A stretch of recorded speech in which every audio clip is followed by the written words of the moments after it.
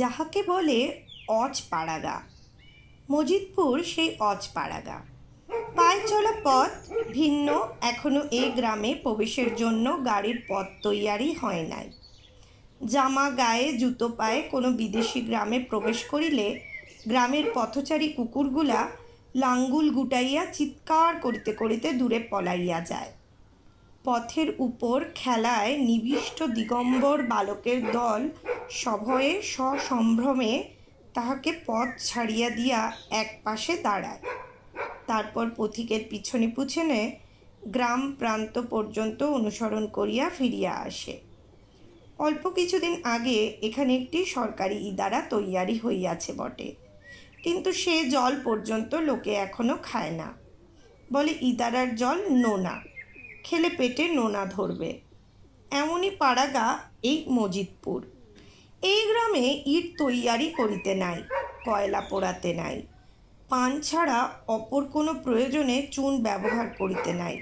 শেয়ালে ছাগল ধরিয়া লইয়া গেলেও তাড়া করিতে নাই, কারণ শেয়াল নাকি সাক্ষাৎ ভগবতী। এমনই ক্ষুদ্র গ্রামখানা অকস্মাৎ একদিন বিপুল চাঞ্চল্যে আলোড়িত হইয়া উঠিল। ঠিক যেন ঘন পল্লব আচ্ছন্ন কোনো একটা ছোট ডোবায় আকাশ হইতে কে একটা 20 মণ ওজনের পাথর ফেলিয়া দিল। তরঙ্গের পর তরঙ্গের আঘাতে পঙ্কিল শীতল বদ্ধ জলে ভয়ে বাঁধ ভাঙিয়া বাহিরে যাইতে চায়, কিন্তু পারে না। গ্রামের লোকগুলির ঠিক সেই অবস্থা। উপায় থাকিলে তাহারা হয়তো পলাইয়াই যাইত। তাহাদের দোষ নাই। তরুণ MA পাশ করা জমিদার আসিয়াছেন, সঙ্গে রাত্রির অন্ধকারের মতো কালো রঙের 2টা গ্রে হাউন্ড, টম ও টেবি, আর গাদাখানেক বই। জমিদার তাহাদের ভয়ের বস্তু হইলেও অপরিচিত জন নয়। তাহারা জমিদারের ইহার পূর্বে দেখিয়াছে। প্রকাণ্ড বড় বড় পাগড়ি বাঁধা চাপরাশি, ফুরসি, গড়গড়া, বোতল বোতল কারণ, অকারণ গর্জন, এসবের সঙ্গে তাহাদের অপরিচয় নাই। কিন্তু গাদাখানেক বই ও কুকুরপ্রিয় হেমাঙ্গবাবুর মতো জমিদার তাহাদের সম্পূর্ণ অপরিচিত। তাহার উপর যেদিন গোমস্তা ঘোষণা করিয়া দিল যে বাবু কাহারও সহিত দেখা করিবেন না, কাহারও নজরানা লইবেন না, খাজনার কথা বলা চলিবে না, সেদিন তাহাদের বিস্ময়ের আর অবধি রইল না। কিন্তু বিস্ময়ের অপেক্ষা ভয় হইল আরও বেশি। হেমাঙ্গবাবু শখ করিয়া মহলে বিশ্রাম লইতে আসিয়াছেন, সঙ্গে সঙ্গে কিছু পড়াশোনা করিবারও অভিপ্রায় আছে। হেমাঙ্গবাবু কাছারির প্রাঙ্গণে পদচারণা করেন। দূর হইতে প্রজারা দাঁড়াইয়া তাহাকে দেখে। ছেলেরা আঙুল দেখাইয়া বলে, হুই দেখ বাবু। বয়স্ক ব্যক্তিরা ছেলেটার হাতখানা টানিয়া নামাইয়া দিয়া বলে, এই খবরদার। কেহ চুপি চুপি বলে, কীরকম ভাই, আমি তো কিছু বুঝতে লারছি। মোড়ল মাতব্বর যাহারা তাহার কেহ কেহ সাহস করিয়া যায়, কিন্তু কাছারির সীমানার বাহিরে থমকিয়া দাঁড়াইয়া দেখে লিকলিকে কালো আধার কুকুর 2টা কোথায়। যে গলার ডাক সত্যই মানুষের ভয় হয়। সেদিন কুকুর 2টা কাছারির পিছন দিকে বাঁধা ছিল। তাই সাহস করিয়া ইন্দ্রমণ্ডল কাছারিতে আসিয়া ঢুকিয়া পড়িল। হেমাঙ্গবাবু তেল মাখিতেছিলেন। সে হাত জোর করিয়া বলিল, আজ্ঞে চরণে তেল দিয়া দিই আমি। হেমাঙ্গ হাসিয়া বলিলেন, না থাক। ইন্দ্রমণ্ডল অবাক হইয়া গেল। তবু সে বলিল, আজ্ঞে আমি আপনার পেজা। হেমাঙ্গবাবু লোক খারাপ নন। তিনি মিষ্ট স্বরেই বলিলেন, কি নাম তোমার? ইন্দ্র উৎসাহিত হইয়া বলিল, আজ্ঞে ইন্দ্রচন্দ্র মণ্ডল। হুজুরের মণ্ডল আমি, পুণ্যেপাত্র। বেশ বেশ, কীরকম ফসল হলো এবার? ইন্দ্র কাতর কণ্ঠে বলিল, ভগবানেই মেরে দিলে হুজুর, মানুষের আর অপরাধ কি? অকস্মাৎ পিছনের দিকে কুকুর 2টা গম্ভীর ক্রুদ্ধ চিৎকারে স্থানটাকে ভয় সংকুল করিয়া তুলিল। কুকুরের ডাক তো নয়, যেন বাঘের ডাক। সঙ্গে সঙ্গে মানুষের কণ্ঠস্বরও পাওয়া গেল, ওরে বাপরে, ই যে ছিঁড়ে খেয়ে ফেলবে মানুষকে। হেমাঙ্গবাবু চাকরটাকে বলিলেন, কোন লোক দেখে চেঁচাচ্ছে? গিয়ে ঠান্ডা কর তো তুই। কে আসছে চলে আসতে বল, দাঁড়িয়ে থাকলে বেশি চিৎকার করবে। চাকরটা চলিয়া গেল। কিছুক্ষণ পরেই একজন অসাধারণ লম্বা জোয়ান আসিয়া কাছারির প্রাঙ্গণে দাঁড়াইয়া আভূমি নত হইয়া অত্যন্ত ক্ষিপ্র ভঙ্গিমায় এক সেলাম বাজাইয়া কহিল, সেলাম হুজুর। হেমাঙ্গবাবু বিস্মিত হইয়া লোকটার দিকে চাহিয়া রহিলেন। 6 ফুট 6.5 ফুট লম্বা এক জোয়ান, তেমনই পরিপুষ্ট দেহ, মাথায় ঝাঁকড়া ঝাঁকড়া চুল, চোখ দুটো করমচার মতো রাঙা। লোকটার হাতে তাহারই দৈর্ঘ্যের অনুরূপ দীর্ঘ একগাছা লাঠি, কপালে প্রকাণ্ড একটা কাটা দাগ। লোকটি হাসিয়া বলিল, আমাদের রুটি মেরে দিলেন হুজুর। আচ্ছা, কুকুর পুষেছেন, বন থেকে বাঘ ধরে আনবে ও কুকুরে? লেলিয়ে দিলে লোকের টুটি ছিঁড়ে ফেলবে। হেমাঙ্গবাবু বলিলেন, হ্যাঁ, ও কুকুর শিকার করবার জন্যেই পোষে। লোকটি বলিল, তা পুষছেন বেশ করেছেন, কিন্তু গোলামের মতো কুকুরও লয়। এক লাঠিতেই গোলামও দুটোকে সাবার করে দেবে।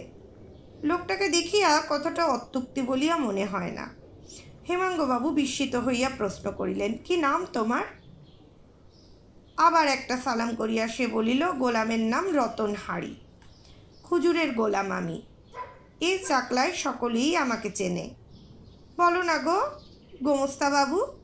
হেমাঙ্গবাবু এবার মুখ ফিরাইয়া উপস্থিত ব্যক্তি কয়টির দিকে চাহিলেন। দেখিলেন গোমস্তা, ঠাকুর, লদগ্রী, ইন্দ্রমণ্ডল, স্থানীয় ব্যক্তি কয়টির সকলেই ভয়ে যেন বিবর্ণ হইয়া গিয়াছে। হেমাঙ্গবাবু প্রশ্ন করিলেন, লোকটি কে হে রাধাচরণ? রাধাচরণ গোমস্তা বলিল, আগে রতন হাড়ি, এ চাকলার বড় লাঠিয়াল একজন। জমিদারের কাজকর্ম পড়লে কাজ টাজ করে। হুজুরদের কাছারিতে আমার বাধা বৃত্তি আছে, সব জমিদারের কাছারিতেই আছে। দাঙ্গা, দখল, পেজা শাসন যখন যা দরকার হয়, আমি হুজুরদের গোলাম আছি। তারপর কপালের কাটা দাগ দেখাইয়া বলিল, মুর্শিদাবাদে ফতে সিং পরগনার জমিদারের এক দাঙ্গায় এই দেখেন, মারলে কপালে তরোয়াল দিয়ে এক কোপ, গল গল করে তাজা রক্ত। গরম কিসে রক্ত, চাল দিলে ভাত হয় হুজুর। বেরিয়ে মুখ ভেসে গেল, তবু আমিও ছাড়ি নাই। সঙ্গে সঙ্গে তার মাথায় বসিয়ে দিলাম লাঠি, ব্যাস, ডিমের খোলার মতো চুর হয়ে গেল। সেও পড়ল, আমিও পড়লাম, কিন্তু ওই লাশ পড়তেই ও তরফের সব ভাগল। আর কখনো সে সীমানায় পা দেয় নাই, তবে আমাকে 6 মাস বিছানায় পড়ে থাকতে হয়েছিল। ইন্দ্রমণ্ডল ধীরে ধীরে কাছারি হইতে বাহির হইয়া গেল। হেমাঙ্গবাবু বলিলেন, পুলিশে ধরলে না তোমাকে? হাসিয়া রতন বলিল, তবে আর হুজুররা আছেন কেন? এসা গোলমাল করে দিলেন যে পুলিশ পাত্তাই পেল না। জলের মতো টাকা খরচ করেছিলেন মালিকরা, মামলাতেও জিতে গেলেন আমারই হুজুর। সেই সীমানায় এখন বাবুদের 1000 টাকা আয় বেড়ে গিয়েছে। একটা সিগারেট ধরাইয়া হেমাঙ্গ প্রশ্ন করিলেন, এখন কোথায় কাজ করো তুমি? আবার একটা সেলাম করিয়া রতন বলিল, সবারই কাজ করি আমি হুজুর, যার যখন দরকার পড়ে তলব করলেই গোলাম হাজির হয়। বাধি কাজ আমি করি না কোথাও। এখন কোথায় এসেছিলে? এই হুজুরের দরবারে, হুজুরকে সেলাম দিতে। শুনলুম হুজুর এসেছেন, তাই এলাম। বকশিসের হুকুম হয়ে যাক হুজুর। ওই কুকুর দুটোকে রোজ দুধ ভাত দিচ্ছেন, আমাকেও আজ কিছু হুকুম হোক। হেমঙ্গবাবু গোমস্তাকে ইশারা করিলেন। সে তাড়াতাড়ি ঘরের ভিতর হইতে একটা টাকা আনিয়া রতনের হাতে দিয়ে বলিল, নাও। রতন পুনরায় অভিবাদন করিয়া বলিল, যখন দরকার হবে হুজুর, কুকুর পাঠিয়ে তলব দিবেন, গোলাম হাজির হবে। যা হুকুম করবেন তাই আমি পারি। হুজুরের যদি কেউ দুশ্মন থাকে হুকুম দিলে সে ইশারা করিয়া বুঝাইয়া দিল তাহাকে সে খুন করিতে পারে। তারপর আবার আরম্ভ করিল, এই এরা সব জানেন, এ চাকলায় কাশিদাস বলে এক হারামজাদা চাষা ছিল। এ চাকলা তার ভয়ে কাঁপত। বেটার পয়সাও ছিল আর বুকের ছাতিও ছিল। আজ এর জমি কেড়ে নিত, কাল ওর পুকুর ছেকে মাছ ধরিয়ে নিত। ওকে ধরে খত লিখিয়ে নিত। শেষে চাকলার জমিদারদের সঙ্গে লাগলে ঝগড়া, গোলামের ওপর ভার হলো শেষে। এই বছর 2 আগে কালী পুজোর দিন মাঠের মধ্যে কাশিদাস হয়ে গেল। পা হাত মুন্ডু সব আলাদা হয়ে পড়েছিল মাঠের মধ্যে। হেমাঙ্গবাবু তাহার অবয়ব এবং সপ্রতিভ ভঙ্গিমার দিকে প্রশংসমান দৃষ্টিতে চাহিয়াছিলেন। তিনি বলিলেন, কাজ করবে তুমি? আবার সেলাম করিয়া রতন বলিল, হুকুম করিলেই পারি। না, সেরকম কোনো কাজ নয়, আমার কাছে চাকরি করবে তুমি? গোলামের পেটটা একটু বড় হুজুর বলিয়া হাসিয়া রতন পেটে হাত বুলাইল। আমার ওই কুকুর দুটো পাখি 3 সের চালের ভাত খায়, 1 সের করে দুধ। শখের বলিহারি যাই হুজুরের। হুজুর ইচ্ছে করলে আমার মতো 20টে লোক পুষতে পারেন। তা আমি বলবো কাল এসে। রতন অভিবাদন করিয়া বিদায় হইয়া গেল। গোমস্তা এবার সভয়ে বলিল, ওর মতো লোককে ঘরে ঢোকাবেন না হুজুর। পাচক ব্রাহ্মণটি আবার সাধু ভাষায় কথা বলে। সে বলিল, সাক্ষাৎ ব্যাঘ্র হুজুর। হেমাঙ্গ হাসিয়া বলিলেন, বাঘও তো লোকে শখ করে পোষে, দেখি না দিন কতক পুষে। পাচকটি কাতর হইয়া বলিল, কি করবেন ওকে রেখে হুজুর? হুজুরের সুনাম তো দেশময়, কোথাও তো। বাধা দিয়া হেমাঙ্গ বলিলেন, ওই কুকুর দুটো পুষেছি, কাউকে তো লেলিয়ে দেবার জন্যে নয়। 2টো বন্দুকও আমার আছে, কিন্তু মানুষকে তো গুলি করি নে। ভয় কি, দেখি না। গোমস্তা বলিল, ও কি কাজ করবে হুজুর?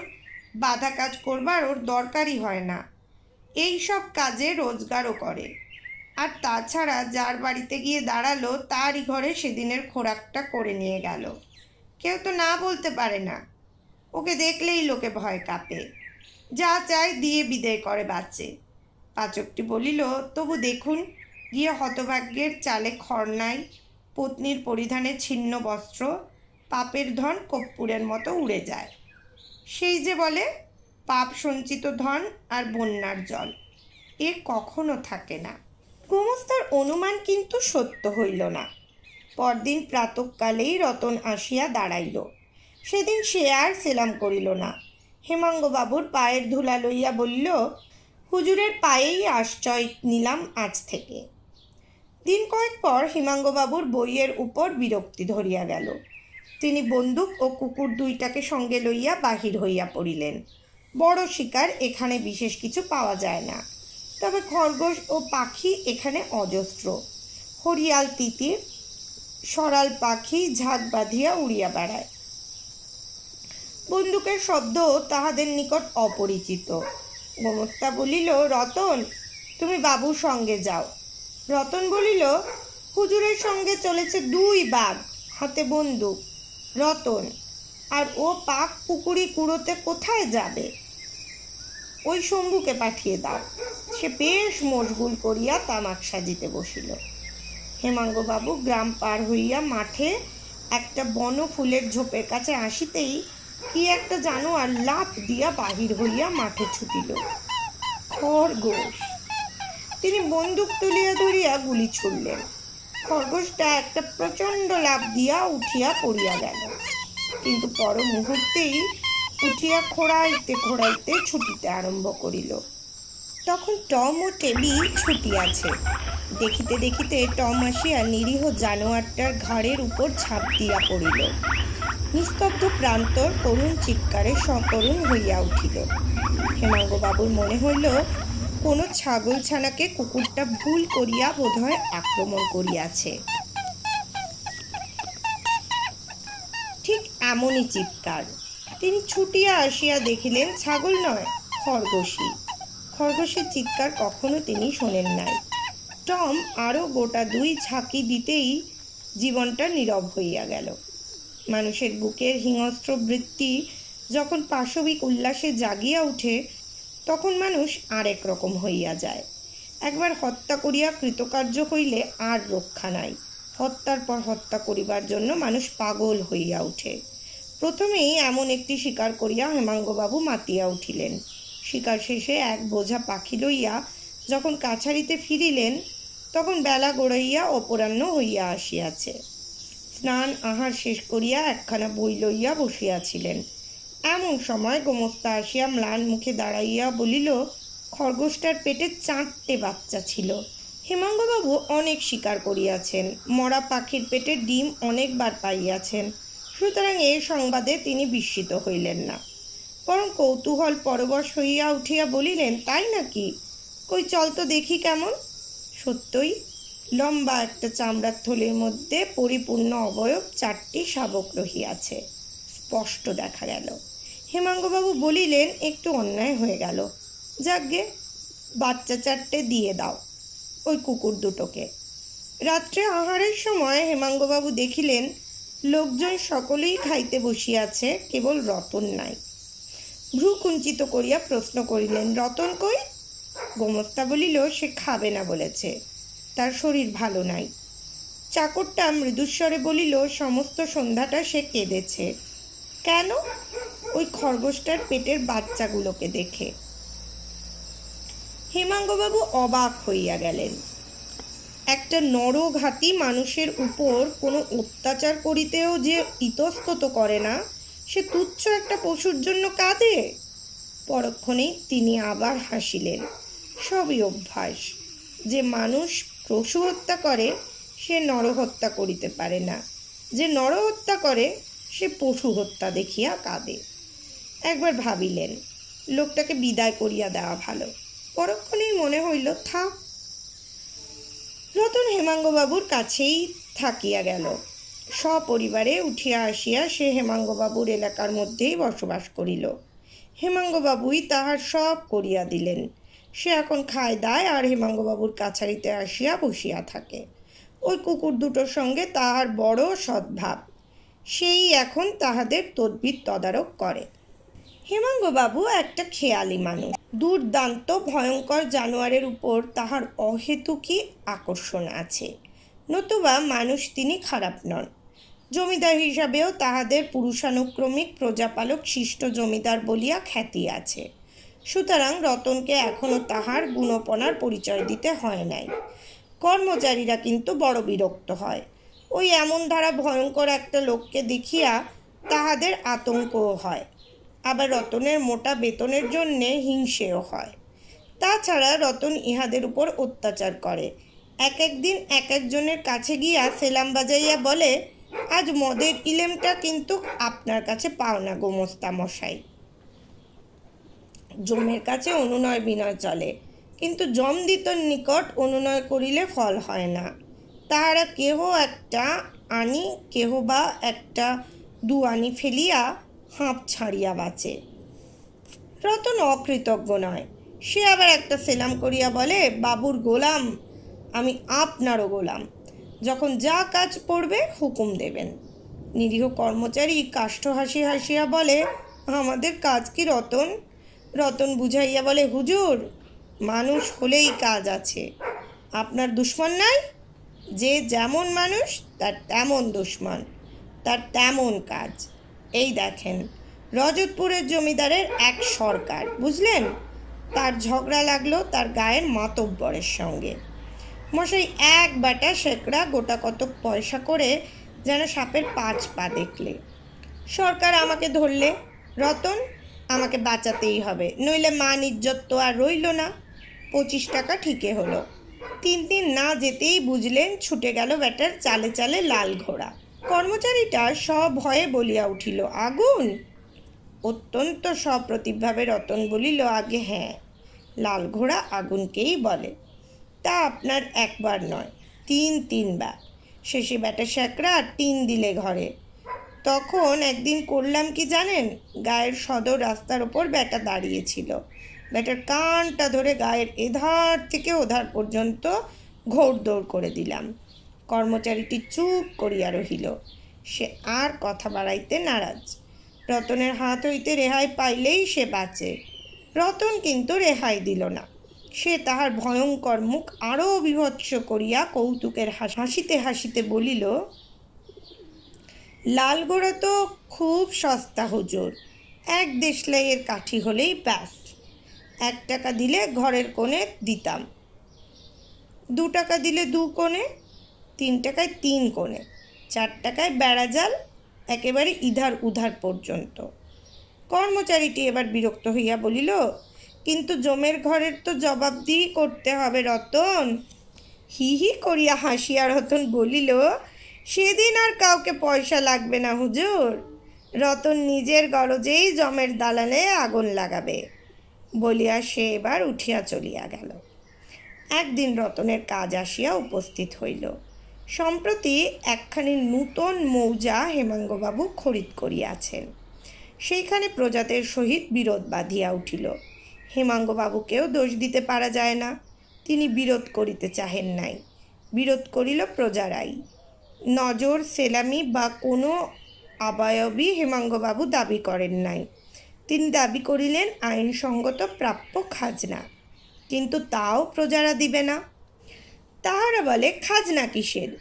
মাঠ চষা, তার আবার খাজনা কিসের? হেমাঙ্গবাবু নালিশ করিলেন। প্রজারা তাহার কাছারিতে আগুন দিল। একদিন পথে তাহার গোমস্তাকে ধরিয়া কান মলিয়া অপমান করিয়া ছাড়িল। গোমস্তা আসিয়া হেমাঙ্গবাবুর পায়ে গড়াইয়া পড়িতেই হেমাঙ্গবাবু জ্বলিয়া উঠিলেন। তিনি রতনকে তলব করিলেন। রতন আসিয়া দাঁড়াইতেই তিনি বলিলেন, এতদিন তুই বসে বসে খেলি, হাতির মতো তোকে পুষলাম, এইবার কাজ দেখাতে হবে। রতন তাহার মুখের দিকে চাইয়া দাঁড়াইয়া রইল। হেমাঙ্গবাবু বলিলেন, নতুন মৌজা, পলাশবুনি পোড়াতে হবে। রতন প্রশ্ন করিল, পলাশবুনি? হ্যাঁ, এক ধার থেকে আর এক ধার পর্যন্ত, যেন একখানি ঘরও না বাঁচে, বুঝলি? কেউ যদি দেখতেই পায়, কি বাধাই দেয়, তবে তাকে শেষ করে দিয়ে আসবি। খুন? রতন হুকুমটা বোধ করি বেশ করিয়া সমঝাইয়া লইতে চাহিল। হ্যাঁ, খুন। হেমাঙ্গবাবু সকম্পিত কণ্ঠস্বরেই পুনরায় আদেশ দিলেন। রতন আর কোনো কথা বলিল না, চলিয়া গেল। হেমাঙ্গবাবু উৎকণ্ঠিত চিত্তে রতনের প্রত্যাবর্তনের পথ চাহিয়াছিলেন। দ্বিতীয় দিন তাহার মনে হইল উত্তেজনাবশত এ হুকুম না করিলেই তিনি পারিতেন, কিন্তু রতন কি সে কাজ করিয়া ফেলিয়াছে? তৃতীয় দিন তিনি রতনের জন্যই উৎকণ্ঠিত হইয়া উঠিলেন। রতন ধরা পড়িল না তো। চতুর্থ দিন তিনি অন্য একজন পাইককে ডাকিয়া বলিলেন, রতনের বাড়িটা খোঁজ করে আয় তো। পাইকটা ফিরিয়া আসিয়া বলিল, আগে কারো দেখা পেলাম না, তার পরিবার কোথা গিয়েছে, ঘরে শেকল লাগানো রয়েছে, কিন্তু রতন তো ফেলে নাই। চিন্তিত হইয়া হেমাঙ্গবাবু পলাশবুনিতেই লোক পাঠালেন, কিন্তু তাহার পূর্বেই সব সমস্যার মীমাংসা হইয়া গেল। অপরাহ্নেই জানা গেল রতন দ্বিতীয় দিন রাত্রে তাহার স্ত্রীকে লইয়া এখান হইতে পলাইয়া গিয়াছে। ঘরে তৈজসপত্রের মধ্যে পড়িয়া আছে কয়েকটা ভাঙা হাঁড়ি। পলাশবনি হইতে সংবাদ আসিল, গ্রামও পড়ে নাই, রতনও ধরা পড়ে নাই। হেমাঙ্গবাবু স্তব্ধ বিস্ময়ে বসিয়া রহিলেন। নায়েব গোমস্তারা বলিল, এই লোকের ওই ধারাই বটে, বেটা সেখানে কিছু টাকা খেয়ে পায়তারা করছে, আর কি। হেমাঙ্গবাবু সেদিন সমস্ত কুকুর দুইটার পরিচর্যায় মত্ত হইয়া রহিলেন। বৎসর খানেক পর হেমাঙ্গবাবু তাহার এক বন্ধুর নিমন্ত্রণে গেলেন হুগলি জেলার একখানা গ্রামে। বন্ধুও তাহার অবস্থাপন্ন জমিদার।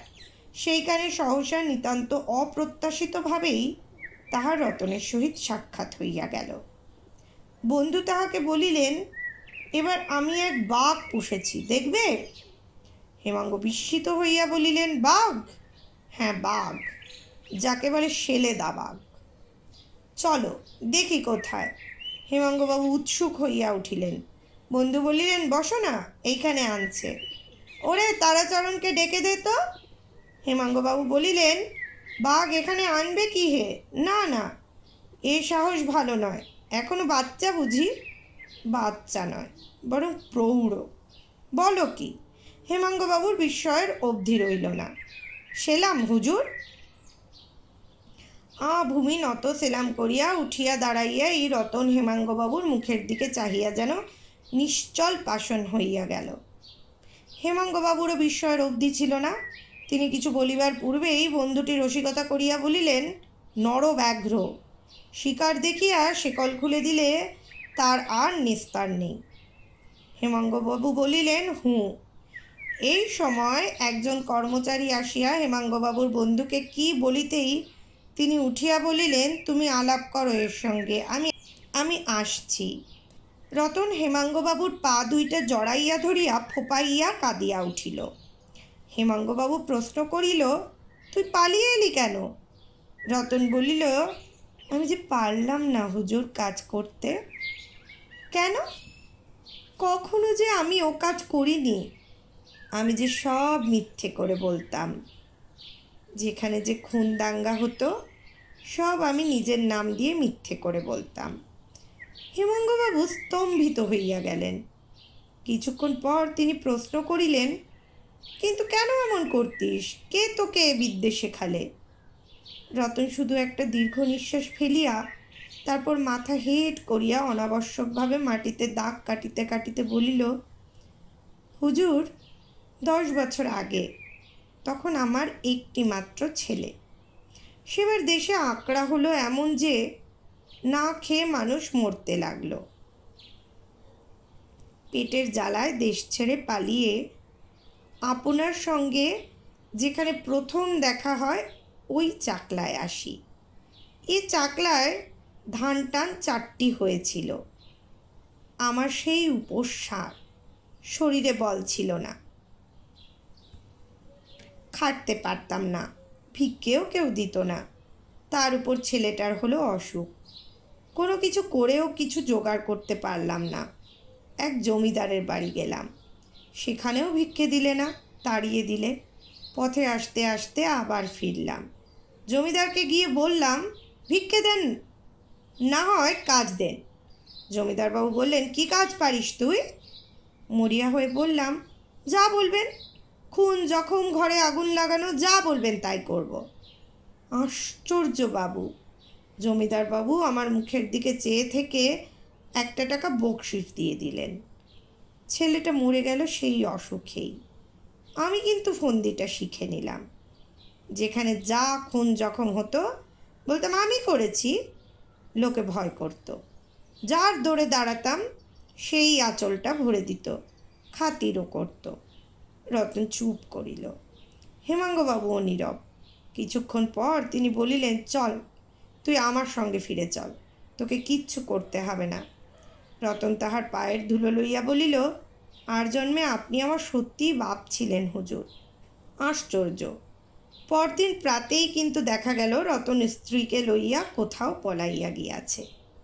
এবার আর হেমাঙ্গবাবু বিস্মিত হইলেন না। তিনি কল্পনা নেত্রে দেখিলেন, আবার কোনো দূর দেশে রতন ভূমি নত হইয়া সেলাম করিয়া কোনো বর্ধিষ্ণু ব্যক্তিকে সেলাম করিতেছে। সেলাম হুজুর।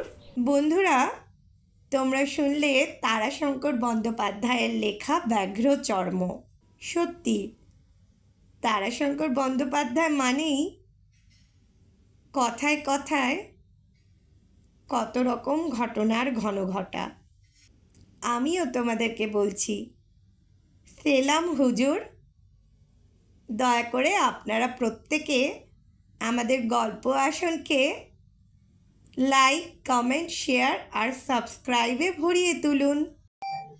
প্লিজ প্লিজ প্লিজ বেশি করে আমাদের চ্যানেল লাইক, কমেন্ট, শেয়ার আর সাবস্ক্রাইব করে দাও। যদি সাবস্ক্রাইবার না হয় তাহলে তো আমরা আরও অনেক অনেক গল্প তোমাদেরকে শোনাতেই পারবো না। প্লিজ।